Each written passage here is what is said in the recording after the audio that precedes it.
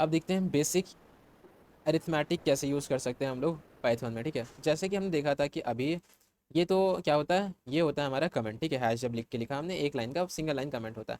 यहाँ देखिए, यहाँ पे कुछ नंबर्स लिखे हैं, तो यही होता है हमारे पास न्यूमेरिकल वैल्यू, ठीक है।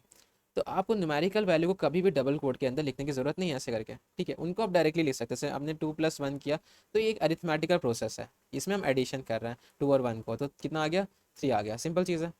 2 - 5 किया तो -3 आ रहा है, ठीक है। अब इसको लिखने के लिए आप ऐसे, अगर आप प्रिंट कर रहे हैं तो प्रिंट 2 ऐसे भी कर सकते हैं। प्रिंट 2 करा तो क्या होगा, 2 प्रिंट होगा ना, ठीक है। देखिए डबल कोड में नहीं लिखा, अगर मैं डबल कोड में लिखूँ तब भी 2 ही प्रिंट होगा, लेकिन वो स्ट्रिंग टाइप का होगा, ये चीज़ होगी। तो ये स्ट्रिंग टाइप का हो जाएगा, अगर मैं डबल कोड नहीं लगाऊंगा तो ये न्यूमेरिकल टाइप का होगा, ठीक है। तो ये चीज़ें आपको ध्यान रखनी है। और ऐसे भी आप लिख सकते हैं 2+1 यानी कि 3 हो गया।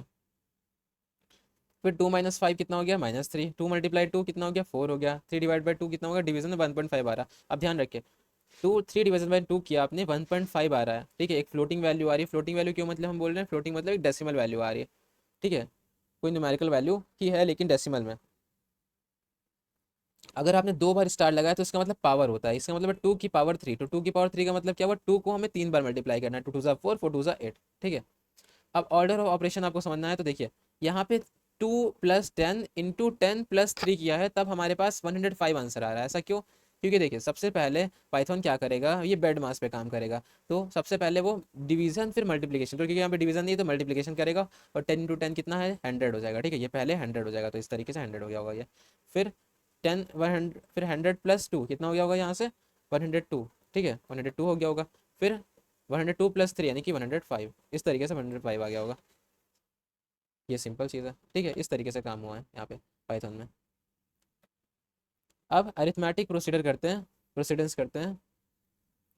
तो आपको कैसे देखना पड़ेगा कि हम यहाँ पे पेमडास रूल यूज़ करते हैं, ठीक है। पेमडास रूल क्या होता है कि पहले आप जो है ना पैरेंथेसिस वाले चीज़ों को, ऑपरेशन को परफॉर्म करिए। पैरेंथेसिस मतलब जो आपने जहाँ पैरेंथेसिस लगाए ना, डबल ब्रैकेट लगाए, उनको पहले आप सॉल्व करिए, ठीक है।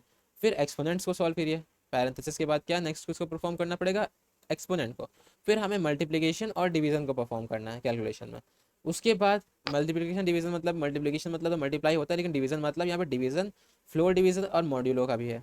मॉड्यूलो से रिमाइंडर निकलता है, ठीक है। इससे आपको किसी नंबर का रिमाइंडर निकालना है तो निकाल सकते हैं। फिर आप एडिशन और सब्ट्रैक्शन वाला इसके बाद काम करता है।